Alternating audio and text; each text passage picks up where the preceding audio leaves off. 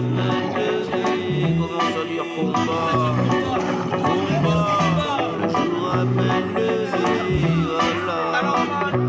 We are in the world, floating around the sun. Au nom du Père, Seigneur, bénis-moi, bénis-nous, sauve-nous. Alors les amis, aujourd'hui je vous parle des quoi? Des prétendus prophètes, des faux pasteurs, des faux imams, des faux prêtres, des faux pasteurs, voilà, qui paissent les brebis qui ne leur appartiennent pas et qui les égarent et qui s'égarent eux-mêmes. Donc ça c'est Deutéronome 13 de la Torah, donc Moïse, le livre de Moïse.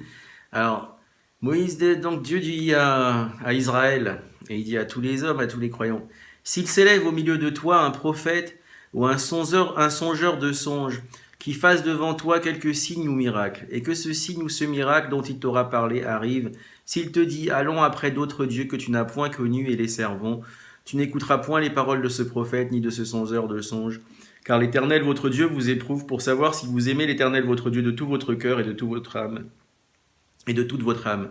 Vous marcherez après l'Éternel votre Dieu, vous le craindrez, vous garderez ses commandements, vous obéirez à sa voix, vous le servirez et vous vous attacherez à lui. Mais on fera mourir ce prophète-là ou ce songeur de songes, parce qu'il a parlé de révolte contre l'Éternel votre Dieu, qui vous a tiré hors du pays d'Égypte et vous a racheté de la maison de servitude pour vous faire sortir de la voie que l'Éternel votre Dieu vous a prescrite, afin que vous y marchiez. Ainsi tu extermineras le méchant du milieu de toi. Quand ton frère, fils de ta mère, ou ton fils, ou ta fille, ou ta femme bien-aimée, ou ton intime ami, qui t'est comme ton âme, t'incitera en te disant en secret, allons et servons d'autres dieux que tu n'as point connus ni tes pères, d'entre les dieux des peuples qui sont autour de vous, soit près ou loin de toi, depuis un bout de la terre jusqu'à l'autre, n'aie point de complaisance pour lui, ne l'écoute point, que ton œil ne l'épargne point, ne lui fais point de grâce et ne le cache point, mais tu ne manqueras point de le faire mourir, ta main sera la première sur lui pour le mettre à mort, et ensuite la main de tout le peuple, et tu l'assommeras de pierre et il mourra parce qu'il a cherché de t'éloigner de l'Éternel ton Dieu qui t'a tiré hors du pays d'Égypte, de la maison de servitude, afin que tout Israël l'entende et qu'il craigne et qu'on ne fasse plus une si méchante action au milieu de toi. Voilà, et avant donc, il avait dit aussi, quand un prophète annoncera un signe, et qui te dira, je viens de la part de Dieu, et qui t'annonce un signe, et que ce signe se réalise, tu croiras que tu le croiras ce prophète, puisque ce prophète vient de la part de Dieu, et les signes qu'il a annoncés, les miracles qu'il a annoncés, se sont réalisés. Maintenant, si un prophète vient, et qui fait des miracles pour toi, comme on voit beaucoup de miracles, là, ils font beaucoup de miracles, ils font beaucoup de bénédictions, ils guérissent, ils ressuscitent les morts, ils font beaucoup de miracles. Mais ils vous disent, venez, on va adorer Jésus, Jésus est Dieu, Jésus ça veut dire je suis, ça veut dire Yahvé. On ne peut pas commencer à lire chacun la Bible en disant, bon, Jésus ça veut dire je suis, et puis si un autre arrivant en disant, Jésus ça veut dire je suis, qu'est-ce que tu vas lui dire aussi? Tu vois, tu peux pas dire des choses comme ça. Jésus ça veut pas dire je suis, Jésus ça veut dire Dieu sauve. Donc Dieu nous sauve en nous envoyant, en créant un homme par sa volonté, par sa voix. Les chrétiens, ils ont cru que Jésus était sorti du Père. Et même quand Jésus lui-même dit « Je suis sorti du Père », en fait, Jésus, il s'est trompé là-dessus. C'est pour ça que le Coran permet de trancher les différends. Donc, Dieu aussi, quelque part, il a dit « Nous avons fait de chaque prophète, de chaque prophète une épreuve pour les autres. Et nous avons donné des faveurs aux uns, des faveurs aux autres. » Mais ne faisons pas de différence entre les trois quand même. Donc, il n'y a pas un qui est fils de Dieu plus qu'un autre. Jésus, il est à l'image de Dieu. Dieu l'a fortifié du Saint-Esprit, mais Dieu l'a créé par sa parole. Donc Dieu n'a pas d'enfant. Dieu est assez élevé pour ne pas être obligé de faire un enfant à ses enfants, à sa fille, comme je vous l'avais déjà dit. Ok. Donc les prophètes qui viennent et qui vous, dans le nom de Jésus, et puis ils parlent tous comme ça, alors que Dieu n'aime pas les gens qui parlent trop fort, ni trop bas. Il a dit quand tu pries, voilà, n'élève pas trop ta voix, ne la baisse pas trop. Et ils sont là, ils parlent avec violence de choses qu'ils connaissent pas, et puis ils mélangent le vrai, le faux, le profane, le sacré, la sorcellerie et Dieu. Non, ça marche pas, les gars.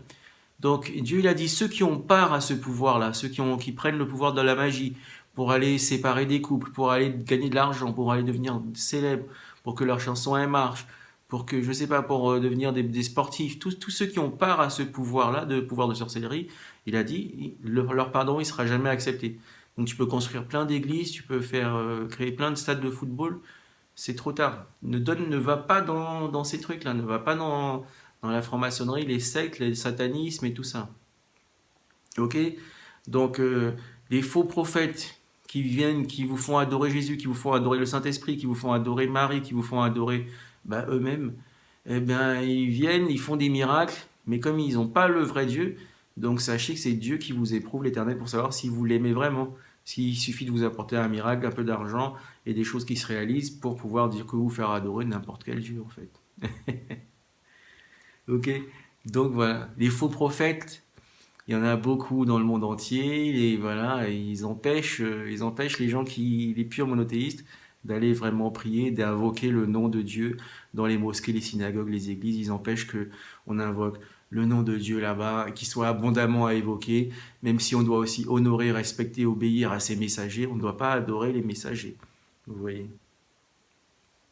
Ouais, les amis, sortir des ténèbres, et voilà. Donc, c'est ce que je voulais vous dire. Tous ces derniers temps, je réfléchissais à ça. Ne vous tuez pas vous-même. N'allez pas dans la fornication, l'homosexualité, la bisexualité, la transsexualité. Ne faites pas des tatouages, des piercings. N'altérez pas la création que Dieu a faite. Hein, s'il a fait, on dit aujourd'hui, il faut manger 100 oranges pour que ça apporte la même chose qu'une orange il y a 50 ans. Donc ils ont altéré la création de Dieu. Et ils veulent altérer les humains comme ça. Ils veulent aussi altérer votre foi. Ils veulent altérer la doctrine. Ils veulent tout altérer. Tout ce que Dieu a fait. Tout ce que Dieu a uni, ils veulent le séparer. Ce que Dieu a séparé, ils veulent l'unir. Donc ne faites pas ça. Ne soyez pas leurs complices. Ne soyez pas leur soutien. Et sortez des ténèbres. Voilà. Bénédiction sur vous, paix sur vous. Que Dieu nous sauve. Et qu'il nous ramène à lui.